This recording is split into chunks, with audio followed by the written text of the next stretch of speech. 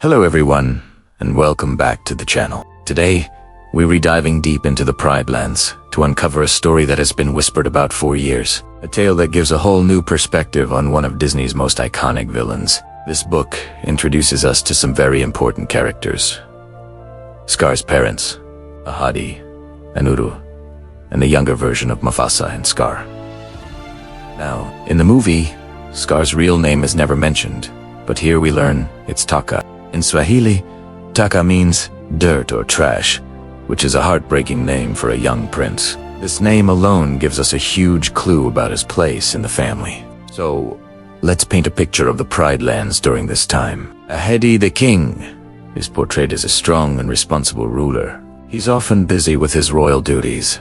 He's the one who gets all the attention from their father, Ahadi, while Taka is left on the sidelines. Can you imagine how that must feel? To be a prince, yet treated like you're second best. Or worse, not good enough at all. This is where the first seeds of resentment are planted. Yes, the very same trio we know from the movie. They tell Taka that if he can make Mufasa look foolish and cowardly, then their father, Ahadi, will surely see Taka as the stronger son. The plan is simple. Taka will lure Mufasa to a watering hole where a grumpy buffalo named Boma is known to be territorial. The hyenas suggest Taka should challenge Mufasa to a fight with Boma, knowing Mufasa would likely refuse, making him look weak. Taka, blinded by his desire for approval, agrees. He goes to Mufasa and taunts him, saying Boma has claimed the watering hole and Mufasa is too scared to do anything about it. Mufasa, being the responsible older brother, tries to reason with Taka, explaining that, as future king, he can't just pick fights. But Taka's words get under his skin. He calls Mufasa a coward. This pushes Mufasa to prove him wrong, so they go to the watering hole to confront Boma. But the plan goes horribly wrong. Instead of just backing down, Boma becomes enraged. He charges not at Mufasa, but at Taka. Mufasa, showing his true kingly nature, leaps to his brother's defense. But he's not fast enough to prevent Boma's horns from slashing across Taka's eye. The attack leaves a deep, permanent wound. This physical scar becomes a symbol of his emotional pain, a constant reminder of his failure and his father's perceived rejection. When Ahadi finds out what happened, he's furious, but his anger is directed mainly at Taka for endangering his brother and for his foolishness. There's no comfort, no sympathy, just disappointment. In that moment, Taka decides to embrace his new identity. He tells his family to call him Scar from now on, to forever remember his mistake. He turns his name of shame, Taka, into a name of pain and anger, Scar. This is the tragic origin story of how he got his scar and his name. It wasn't a noble battle, it was a failed attempt to win his father's love. Now, let's talk about the bloodline itself. There are theories within the fandom that Scar's darker fur, his green eyes, and his slender build suggest he might not be Ahadi's biological son, or that Queen Uru had ancestry from outside the Pride Lands. In some versions of the story, Uru is said to come from a neighboring pride, bringing with her different genetic traits. This could explain why Scar looks so different from Mufasa and Ahadi. This physical difference would have made him stand out even more, possibly contributing to his feeling of being an outsider within his own family. Imagine being constantly compared to your golden-haired, robust brother while you're seen as the dark, scrawny one. It's a classic trope, but it adds another layer to Scar's deep-seated insecurities.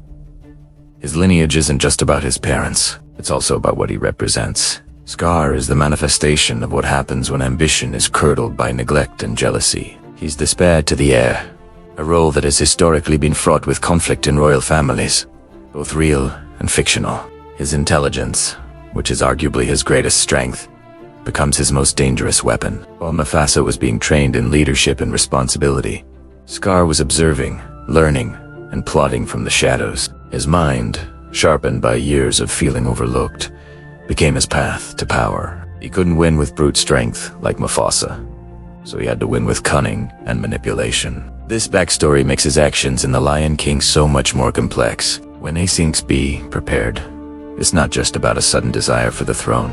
It's the culmination of a lifetime of bitterness. His line, "I'm from the shallow end of the gene pool," is dripping with a sarcasm born from years of feeling genetically inferior to his perfect brother. His alliance with the hyenas isn't just a strategic move. It has a reunion with the only creatures who ever seemed to give him a sense of belonging, even if they were manipulating him for their own ends back when he was a cub. The tragedy of Scar is that he may have had the potential to be a great leader in his own right, perhaps a wise advisor or the leader of the Lion Guard, a position often held by the king's second-born. But the constant negative reinforcement from his father and the shadow of his brother twisted that potential into something dark and destructive. He was never taught the circle of life in the same way Mufasa was. He only saw a system that placed him at the bottom, and his response was to try and break it entirely. His reign as king is a disaster precisely because he rules from a place of selfishness and revenge, not from a place of balance and respect for life, which are the lessons he never truly learned. So, when we rewatch The Lion King with this knowledge, Scar is no longer just a one-dimensional villain. He's a tragic figure, a product of his environment and his upbringing. His evil wasn't born in a vacuum. It was cultivated over years of pain, jealousy, and a desperate, unfulfilled need for love and acceptance. Does this excuse his terrible actions? Absolutely not. He was still responsible for his choices, but it does make him a far more compelling and understandable character. The shadow that fell over the Pride Lands didn't just appear out of nowhere. It began long ago, with a little cub named Taka, who just wanted his father to be proud of him. What do you guys think? Does knowing Scar's backstory change how you see him? Do you feel any sympathy for him? Or is he still the ultimate Disney villain in your eyes? Let me know your thoughts down in the comments below. I love reading your different perspectives on these classic stories, where Ahust Cubs, Taka, later to be called Scar, was the leader of the Lion Guard. That's right, the same role Kion holds in the series. He was tasked with protecting the Pride Lands and defending the Circle of Life. He even had the Roar of the Elders, a powerful gift passed down through generations. So, what went wrong? It all started with a mysterious, charismatic lion who appeared in the out. This stranger saw Taka's potential and his slight resentment of being second to Mufasa. He fed Taka's ego, telling him that with his intelligence and the power of the roar, he could be king. The stranger proposed a plan. Together, they would overthrow Mufasa. Taka, tempted by the promise of power, agreed. He brought his lion guard to help the stranger, believing they were going to discuss a strategy. But it was a trap. The strange lion wasn't there to help him become king. He was there to take the Pride Lands for himself. And he had a partner in this scheme, a venomous cobra. During the ensuing chaos, the cobra bit Taka over his left eye. The venom didn't kill him, but it left a permanent mark, a scar that would forever define him. Moritan thought the venom seemed to seep into his heart, amplifying his jealousy and resentment. When he returned to the Pride Lands, Mufasa, concerned, rushed to his side. Instead of seeing a worried brother, Taka saw only pity. Mufasa even gave him the nickname Scar as a joke, trying to lighten the mood. But for Taka, this was the final insult. He embraced the name Scar, a constant reminder of his brother's perceived mockery and his own failed ambition. Blinded by rage and a thirst for revenge, Scar did the unthinkable. He turned to the Roar of the Elders, the very power meant to protect the Pride Lands, and used it for evil. He unleashed its full force against his own Lion Guard, destroying them in a single, terrible blast. By using the Roar for evil, he lost it forever. This act sealed his fate, severing his connection to the lions of the past and setting him firmly on the path of villainy. Now, let's fast forward to Kion's time. The story of Scar's rise is told to Kion by Rafiki. As a warning, at the same time, the Hyena clan, led by Yanja, is trying to find a way to defeat the Lion Guard.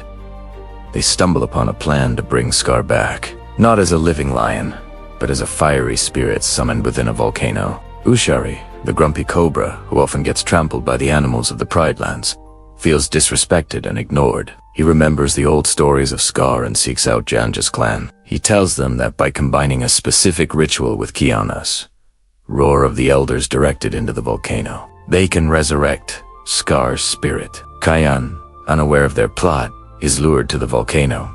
Janja provokes him, and in a moment of anger, Kion unleashes the roar.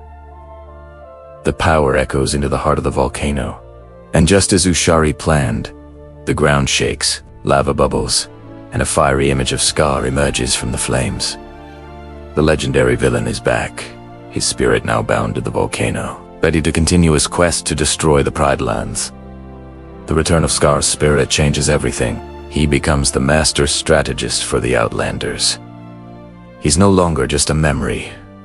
He's an active threat, commanding Janja Ushari and a growing army of villains from his fiery lair. He orchestrates attacks, devises cunning plans, and uses his knowledge of the Pride Lands to exploit every weakness. This sets up a massive conflict for the rest of the season. Kion and the Lion Guard aren't just fighting rogue hyenas anymore. They're fighting the ghost of one of the greatest villains the Pride Lands has ever known. It's a battle of good versus evil, legacy versus ambition. And it all started with a young lion named Taka, who made a terrible choice. The rise of Scar is more than just a villain's origin story. It's a powerful lesson about jealousy, the temptation of power, and how small resentments can grow into consuming hatred. It shows us that even those with great potential can fall, and it adds incredible depth to the character we thought we knew. It connects the classic Lion King movie to the new generation, creating a continuous, epic saga. What do you think of Scar's backstory? Does it make him a more sympathetic character, or just a more tragic one? Let me know your thoughts in the comments below. Thanks for watching, and don't forget to like and subscribe for more deep dives into your favorite stories. See you next time.